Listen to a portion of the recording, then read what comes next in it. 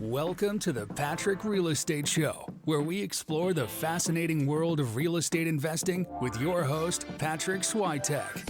Patryk is a dynamic young entrepreneur and an accomplished real estate investor who's passionate about helping others achieve financial freedom.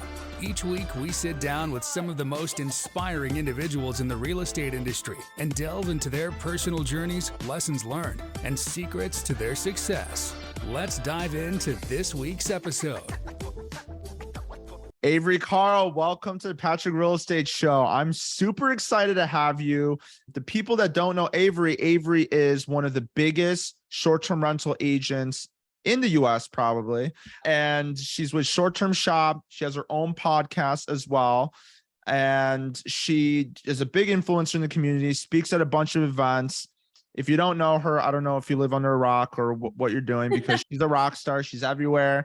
And her story is super inspiring. We're definitely going to dive a little bit more into that. And we're going to dive into just a lot of different things about short-term rental investing, how to build long-term wealth with short-term rentals, and where to buy, what to buy, that kind of thing, like how to do all that kind of stuff.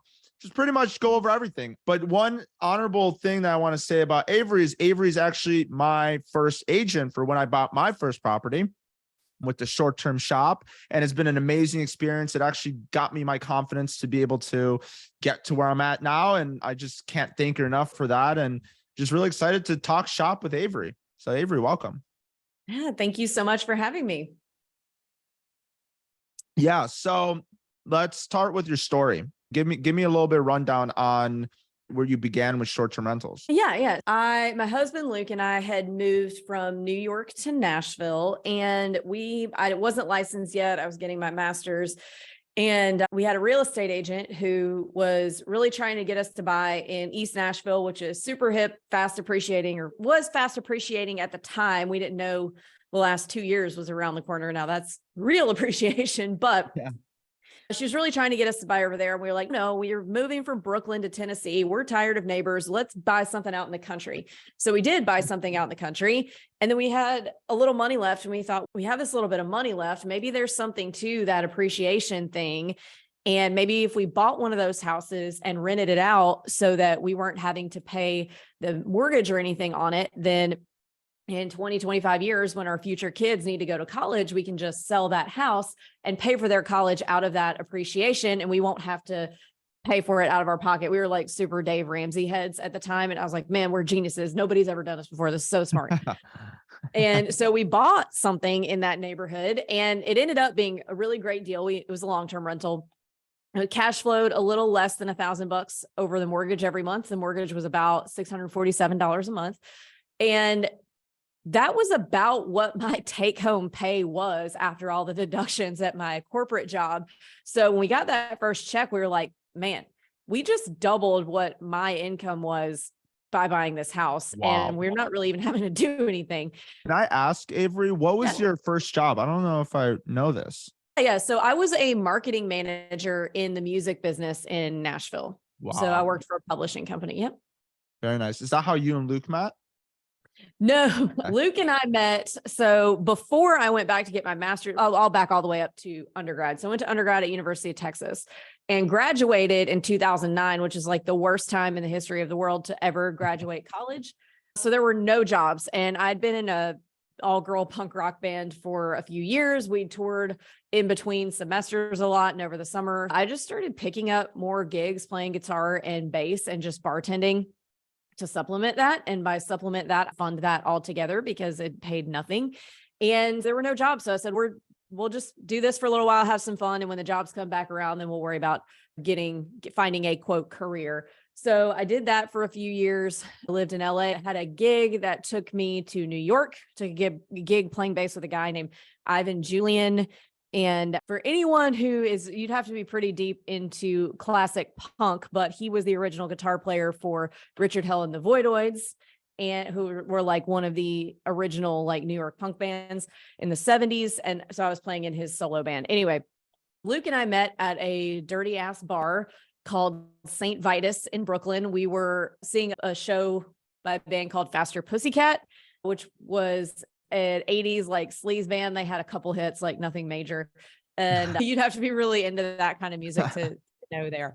But anyway, we met at a dirty bar at a sleazy rock show. Wow. Yeah. So really romantic. Yeah, Guys- if you know us, it is, but yeah. You guys are very nonchalant. So I think that kind of fits your vibe. I had a Yeah. feeling it would be like on tour or something like that. But yeah, this kind of definitely takes the cake. So that's cool. And Luke how did you guys take this on as husband? You guys were married at the time, correct? We got married when we get married, 2014. So yeah, by the time we bought our first rental, we were married. Okay, cool. So how did you guys both jump into it together? Was this kind of your initiative and then you convinced him to come on board, or how did that work?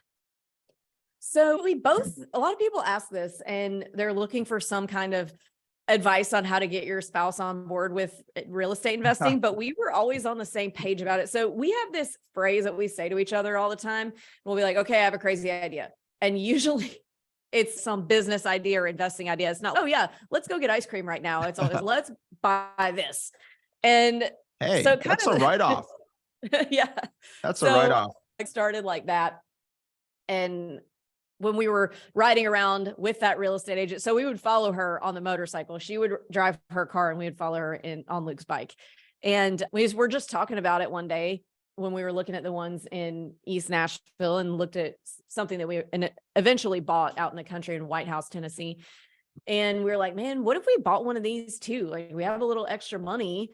And what if we just rented it out? And we had gotten into personal finance and like reading all the Dave Ramsey books at the time. So we were definitely in that headspace already of trying to save money so that we could do something with it. I don't know what, I guess save ourselves into being rich, which everybody knows that doesn't work.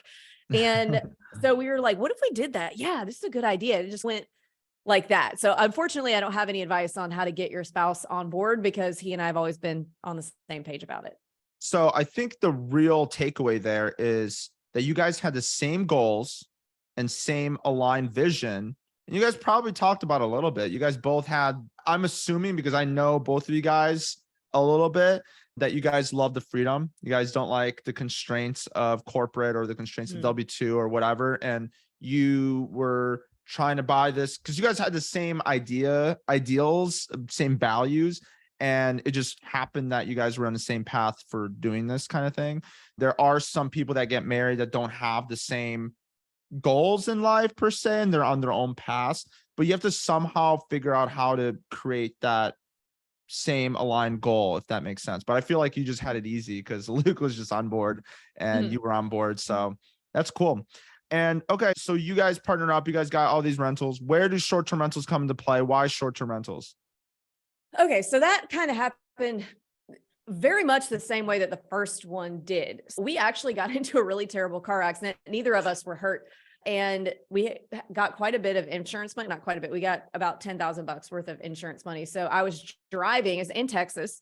I was driving and a guy was pulling a barbecue food truck behind his truck.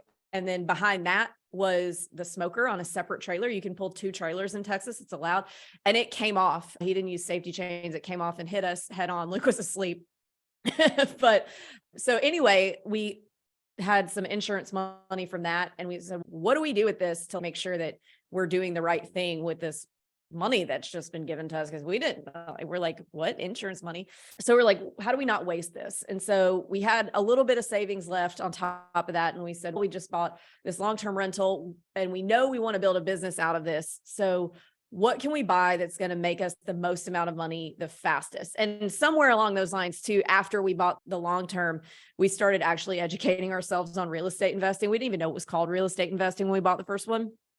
And I started listening to all the Bigger Pockets podcasts and reading every book we could about real estate and entrepreneurship. And so we knew we wanted to buy a bunch of properties, but we didn't know how to get the money to buy enough to buy a bunch of properties. So we said, what can we buy with this next down payment that's going to make us the most amount of money the fastest so that we can then go buy more of them? And we landed on short-term rentals, but we didn't want to do it in Nashville because they are constantly changing the rules and we could not afford to buy a house and then be told a year or two down the road that we couldn't use it for that. So we said, okay, Nashville's out.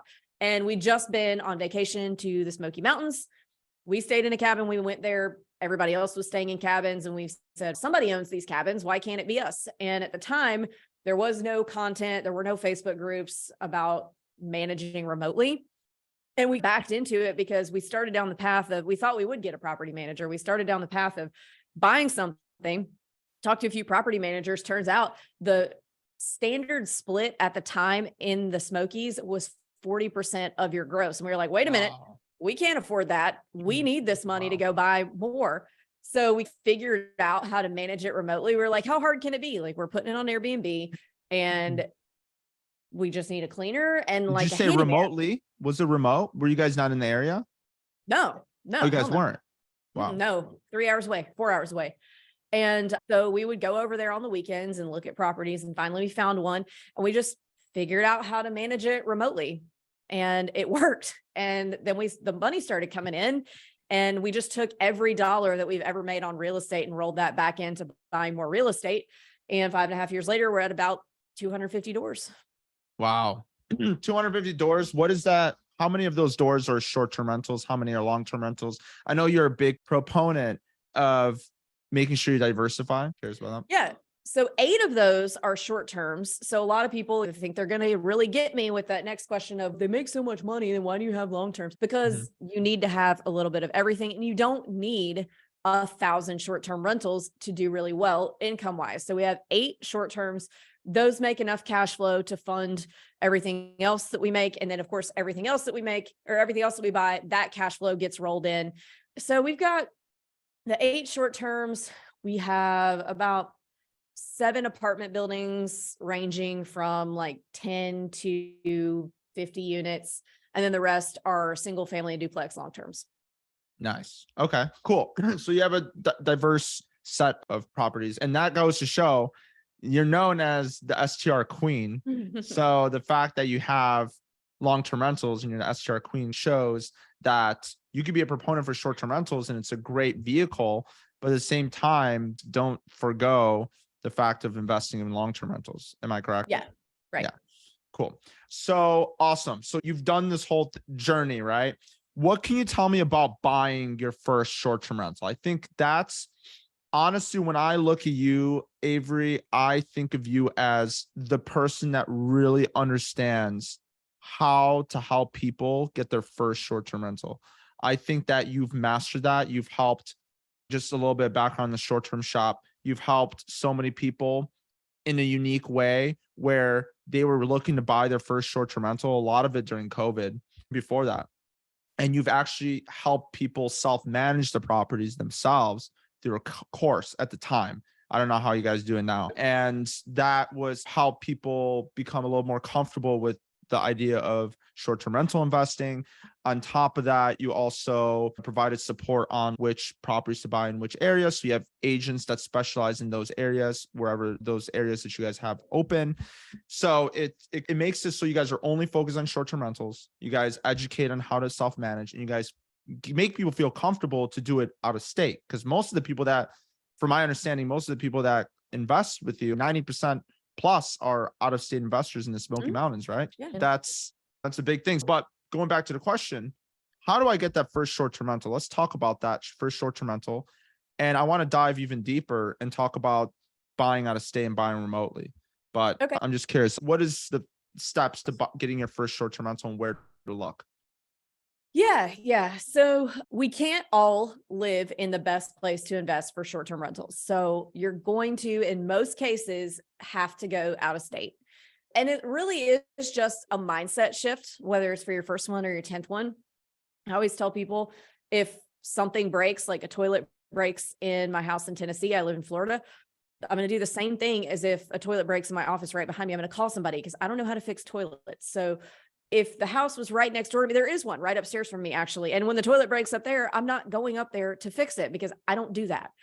So it's really just the task is the same, making a phone call. It's just the property is in a different area. So why are people so scared then? Why are people so scared of investing is it rational at all?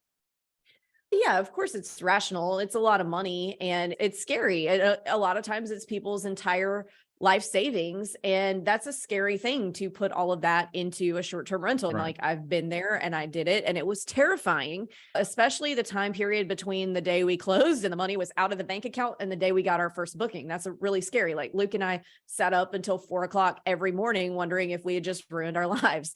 So I definitely remember how that feels and always try to understand that's how clients are feeling a lot of times. It can be really nerve-wracking that you aren't able to, when you've already put all this money down into something, that you're not able to just go drive by and check on it all the time. It's definitely a rational fear, but it's something that you're going to have to get over if you want to have any success in real estate investing, because you're probably not, some people can and do, but you're probably not going to have all of your investments right next door to you. You have to cut that cord at some point.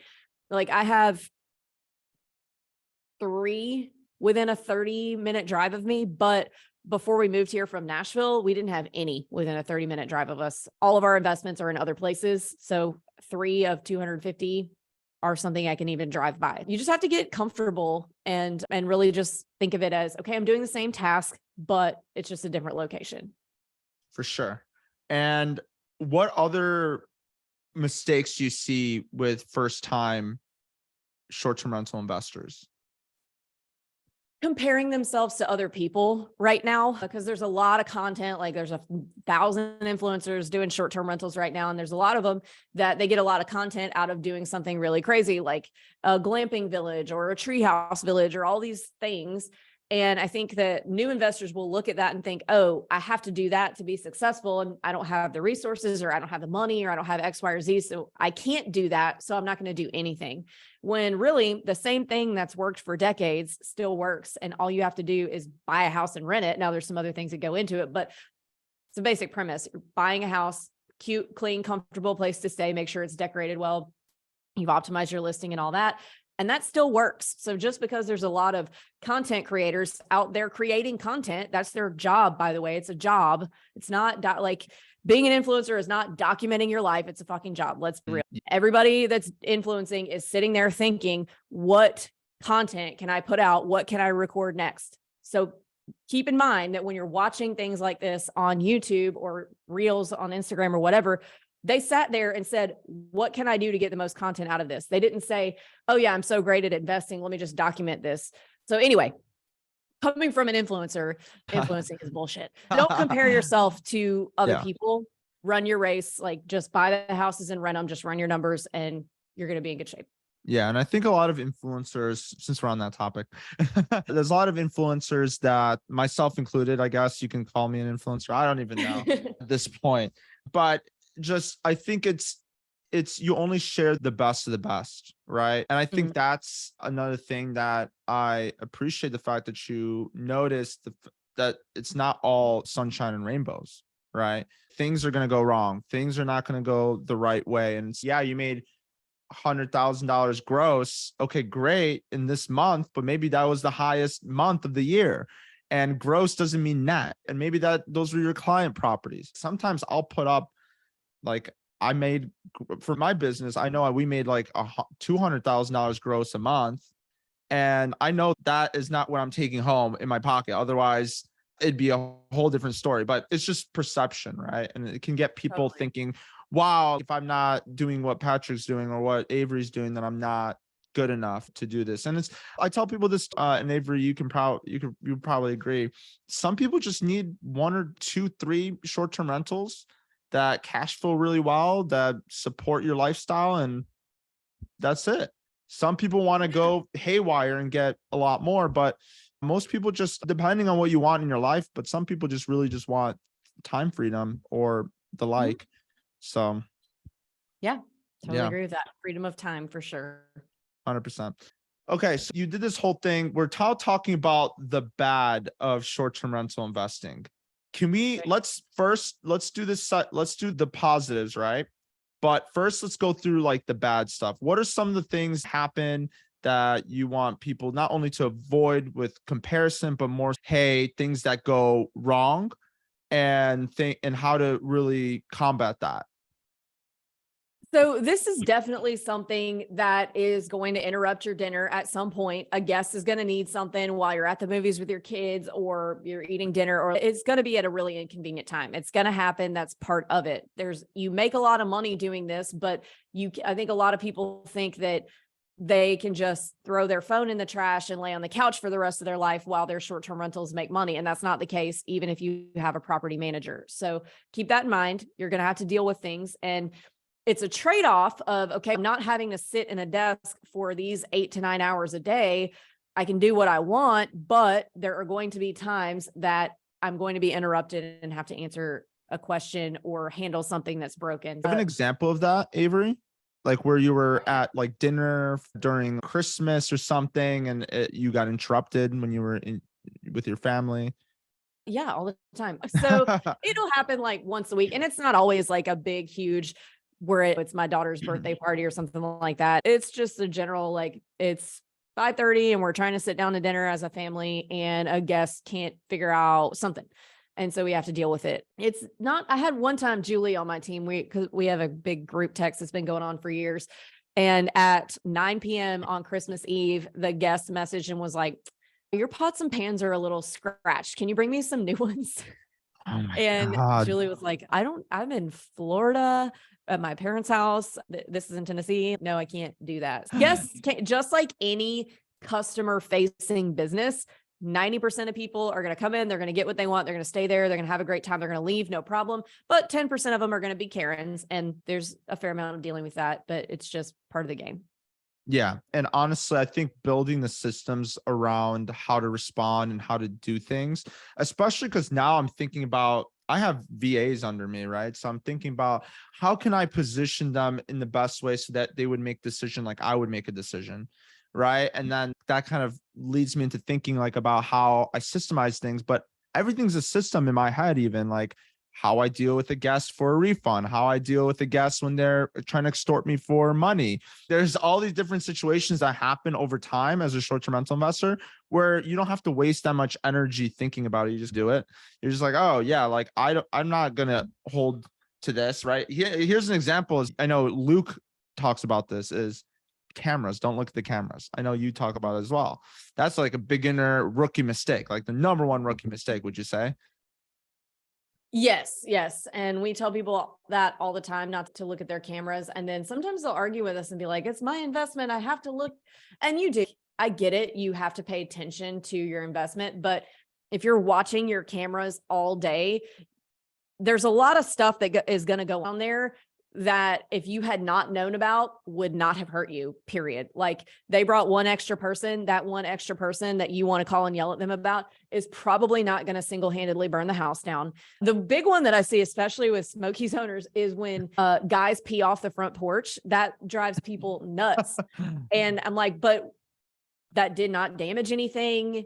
It's not something that you would have known and it hurt nothing. So they're going to be doing stuff like that. They're probably drinking. So they're probably doing a lot of things, but peeing off a front porch I see that fairly often in our Facebook group.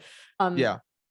And also don't use the hot tubs after guests. Yeah. I think that's oh, I don't use hot tubs, period. After owning several for years and guests and stuff, I don't do hot tubs. You will not catch me in a hot tub. Yeah, it's gross. Yeah, as you can imagine, the kind of stuff that you could find there. But yeah, cool. That's all the negative stuff. Now let's talk about the positives. What is short-term rental investing versus long-term rental versus everything else? Like why short-term rentals? What's really the benefit there? What psychological and financial benefits do you get through short-term rental investing? I know there's going to be headaches. Yeah, the cash flow is important. I never lived off of my cash flow and still don't. I'm still in what I would consider growth mode in terms of investing. But so you definitely have the cash flow and it's there if you were to need it. The ability to have that freedom of time so you can not have to go sit in an office for 9 hours a day so that you can buy more properties and then have more freedom of time. And then there's also I don't really like to talk about this because I don't want people banking off this, but the appreciation factor. Don't ever invest for appreciation, only invest based on cash flow, but appreciation is a nice extra. So that's helping to build wealth in the background. Again, you don't want to buy something just for appreciation and then it's not cash flowing. That's not doing you any favors. A lot of tax benefits, but again, don't buy a short-term rental just so that you can do a cost segregation and get a big break on your taxes, because you can only do that one time. And then once that's done, you're left with a property that doesn't make money. And then what are you going to do? So you have to make sure that it has cash flow first. But I mean, there's any number of, I don't know if it has any psychological benefits, but there's definitely a lot of all negatives. a lot of Psychologically. yeah, I mean, it teaches you a lot about people. So I bartended for a long time because I graduated at the worst time ever. And it's so like bartending, running a short-term rental. You have a bunch of people you don't know coming in and using something of yours, then drinking your drinks and then leaving. And you learn how to deal with all different types of people. And I apply more knowledge from bartending in New York City for years to running short-term rentals than I do my MBA, because it's just dealing with personalities. And you're going to get assholes in your bar. You're going to get assholes in your short-term rental. You're going to get wonderful people in your bar. You're going to get wonderful people in your short-term rental, but you have to deal with them all accordingly. You have to communicate with each of those people in a different way. So it's very much like working in the service industry, but for a lot more money and not on your feet all day. Yeah. So I actually just released a video, speaking of the influencing side, in regards to how real estate investors are some of the worst short-term rental investors. Now, that's not all inclusive of everybody, but my point was, just because you're not a real estate investor doesn't mean that you won't do well in short-term rentals. As you said, your background was, you had a lot more, you have your MBA and all that, but the service industry was what really helped you the most. And so that goes to show, can somebody that's in healthcare or the service industry or whatever save enough money to get into short-term rental investing? Is that possible? Yeah, absolutely. Absolutely. Yeah. And people who deal with patients all day, same thing. You're dealing with a lot of different personalities and it's the same exact thing. Personality. And dealing with people, it can be fatiguing dealing with, even if I used to be on the phone probably 12 hours a day before I started the team and I started getting really busy. And even if so I did 30-minute calls. So even if all 24 of the people that I talked to that day were absolutely lovely and wonderful, at the end of it, I was totally worn out and couldn't talk, couldn't think, because just interacting with people, it takes a little energy. Yeah. Any person, if you've never invested in real estate and even don't really have a numbers analytical mind, if you have experience in dealing with people, you're probably going to be successful, assuming you buy the right property with managing your short-term rental. That's awesome. And would you consider yourself an extrovert or an introvert? Introvert, big time. Wow. So that's huge, because you're talking on a bunch of podcasts, you're talking in front of thousands of people. You just came back from an event, 1,000 people, and you're on stage and you weren't really fazed by it. It doesn't look like you were. So how do you do it as an introvert? If you're an introvert service industry person that was able to get this amount of success, why can't anybody else? They can. Yeah, they absolutely can. That's the point I'm trying to make with my entire life is, if I can do it, like anybody can do it. It's not rocket science. It is just buying a house and renting it. Yeah. So how were you able to talk to people for 12 hours a day as an introvert? So I think with introverts, it just talking to people doesn't come as naturally. So it takes a little more energy for us to do that, but also just really, I think, confidence in what you're talking about. So I had a lot of expertise and a lot of experience to share with people, helps with that a lot. If you're talking to me and I'm the introvert that I am about something that I have no idea about, I mean, I have a lot less to contribute because I'm like, I don't even know. Don't talk to me about this. But when you have a lot to say about something, that definitely helps to open up that introvertedness. Yeah, for sure. I think what's really nice is that you get to the point. I think that's what I struggle with. And I think that's something that's admirable. Yeah, I'm on the opposite end of the spectrum. I'm a super extrovert.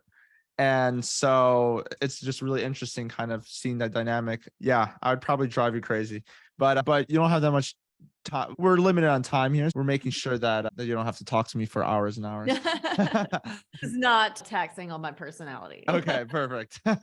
Yeah. So introvert, service industry, great benefits of short-term rental investing. You can do it. Why can't anybody else? So what's really how do you feel about now that we're kind of after the COVID aspect of things? Do you think short-term rentals are still going to be a good investment for the people that didn't buy during COVID? Yeah, totally. So I like to stick to markets that have a lot of longevity. And some people, they want to be first to a market. They want to go to a market that doesn't have a ton of short-term rentals, and that's fine. But the ones that have been around the longest, like the Smokies, for example, since the 60s, or Destin, where I live, since the 30s, those are the areas where the rules are really established. It's become very apparent that the entire market is dependent. The economy of the market is dependent on short-term rentals. There's not a lot of hotel presence. And I like to see that, because if short-term rentals have survived in a market for 50, 60 years so far, they're probably going to keep going, at least while I'm investing. I don't know. Who knows if I'll own them my entire life or get rid of them at some point. I doubt I'll get rid of them, but they're probably not going anywhere for the foreseeable future. I think a lot of people mistakenly look at that as markets that are, quote, saturated, but they're confusing markets that are actually saturated with markets that just have a lot of rentals. So the properties that I owned in 2015 are making over double what they made then, when supposedly there were 10 times less rentals in the market than there are now. So I don't think that we've reached saturation point, but I think anyway, a lot of people love to say that the markets that get thrown around a lot, like Panama City Beach, Orlando, like all these places are saturated, when really there's a reason that there's so many short-term rentals. It's the tourism demand is there. So I actually get more concerned about being first to a market, because you don't know what that saturation point is. Like a market like the Smokies can take a lot of rentals. Whereas if you're going to invest in like Starkville, Mississippi, from where I'm from, there's no short-term rentals. There's no rules about short-term rentals. And there's an SEC football school there, but you don't know how many it will take to saturate. Because my guess is not that many, because there's not that many. Mississippi State is consistently like one of the worst teams in the SEC. And there's a lot of alumni that follow it religiously, but there's really only one type of tourist coming in, and that's game day, football and baseball games. That's it. And then some like parent days and things. So it's markets like that I worry more about, where there's not any and you're the first to get there. And then how many does it take? Does it take 2 short-term rentals to saturate it? We don't know. So I like to see a lot of history of a market. I'm not talking about rental history, but just longevity and maturity of vacation rentals in the market. Yeah, 100%. I couldn't agree more. And sometimes the regulations start coming in later or whatever, and they ban it. And there's just so many things that can happen that's risky, as opposed to established market depends on that locally, economically. So definitely can see that.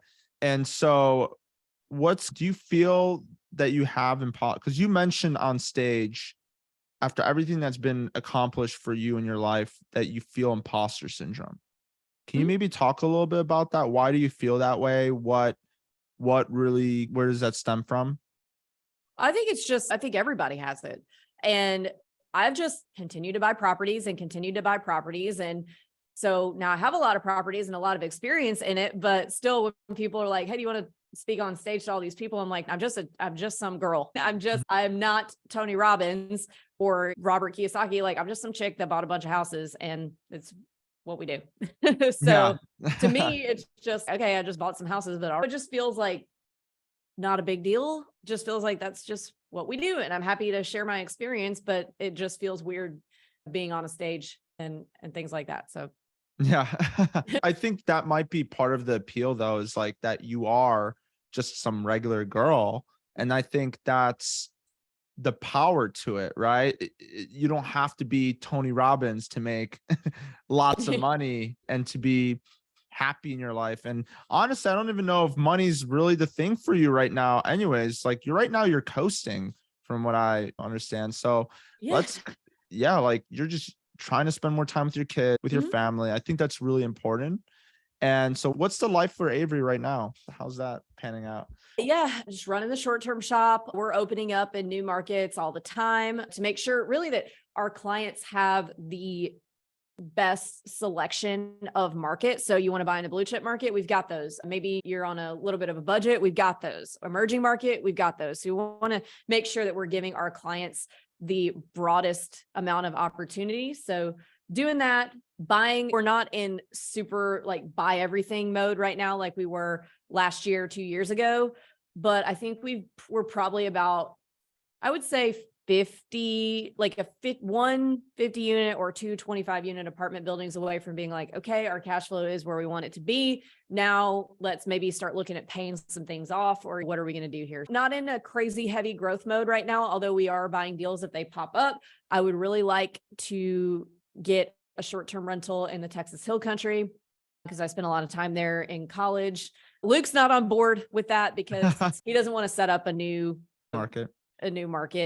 But I'm working on it, and maybe we'll pick up one or two of those, but we're not like property manager right now. It's like truly you built a lot of people that you've taught the management, and they just went out and are doing management companies now, which is crazy.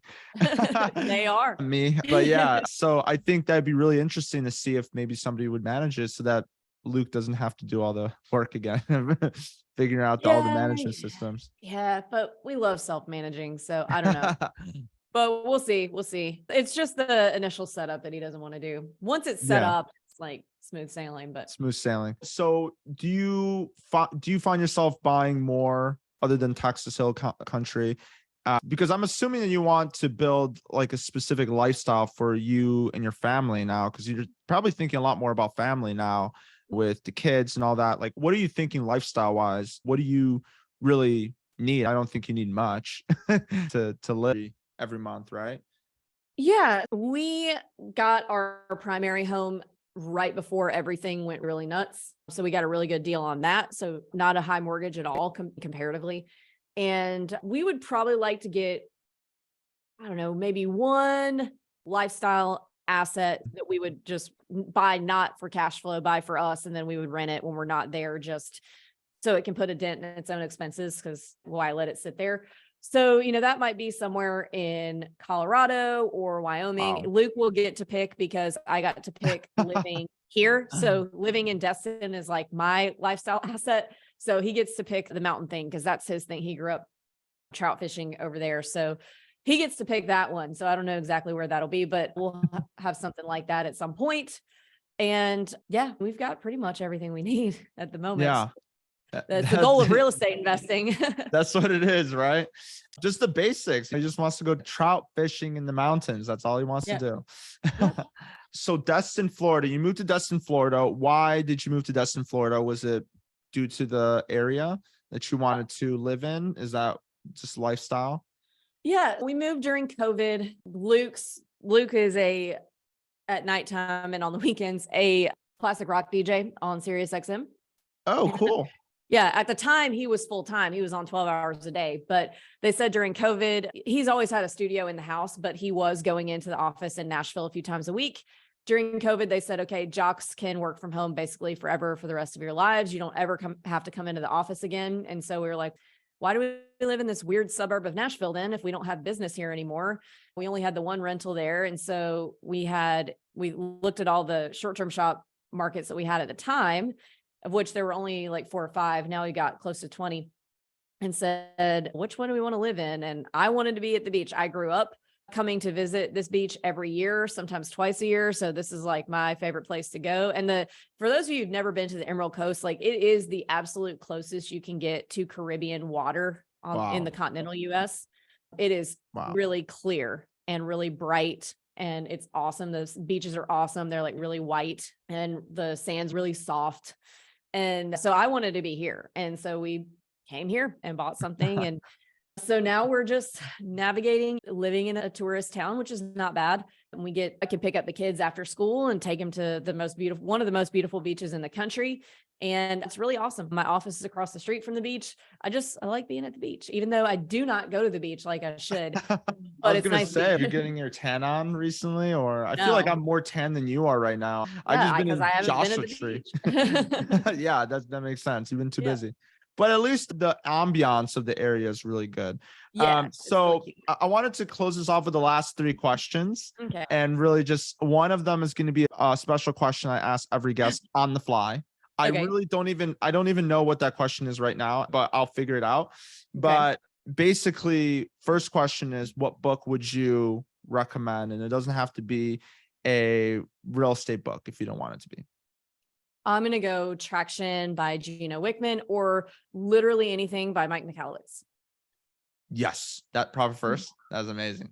I saw you guys jamming out in the back on the Bill Faith's conference. Yes. You guys are jamming out. That was iconic. That was pretty cool. That was pretty cool. I was like, okay, I guess I better practice guitar a little more often for in case this ever happens again.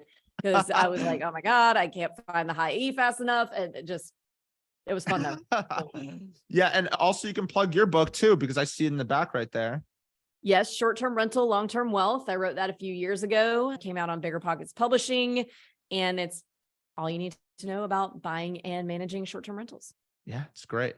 So next question, we answered part of it, but what does the future look like for Avery?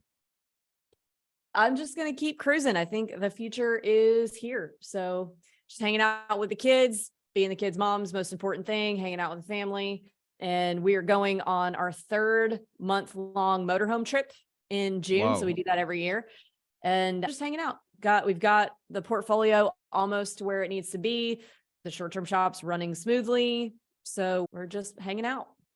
Awesome. Great. So this is my question for you. Okay. If let's say real estate, you never went into real estate, right? You never went into real estate. None of this ever happened. You're in your 20s, you're 25. You got this huge inheritance, or you got a lot of money just thrown at you. You could do anything you want in your life. You don't have, there's money doesn't matter. What are you doing at 25 years old, 25, 30, instead of real estate? Because you have the financial freedom now. I always wanted to write a book. I didn't know what kind of book until I wrote the one that I did. So I really like writing. So maybe I would have been a writer if I didn't have to worry. If I already had a bunch of money, didn't have to work because writers don't get paid anything. Yeah. Maybe I would have done that. You'd have been a writer. Okay. That's cool. I didn't even know. I thought it was gonna be like punk rock band, like traveling the world, but writing. Okay. Yeah, that's fun and all, but I like to go to bed Awesome. now. I like to go to bed early. So that, Yeah. and I started going to bed early, like in my late 20s. So that would have caused some friction. That's funny. Awesome. Yeah. And then where can people find you if they want to get in contact with you? Yep. So you can find me on Instagram. It's at the short term shop or theshorttermshop.com. Awesome. Thank you so much, Avery Carl, for hopping on and sharing everything you know. Appreciate you. And yeah, take care. Thanks, Patryk. And that's a wrap. Thank you for listening to the Patryk Real Estate Show. If you found this episode helpful, please give us a follow and leave us a 5-star review. Your support truly means a lot. And connect with Patryk in the show notes below. Until next time.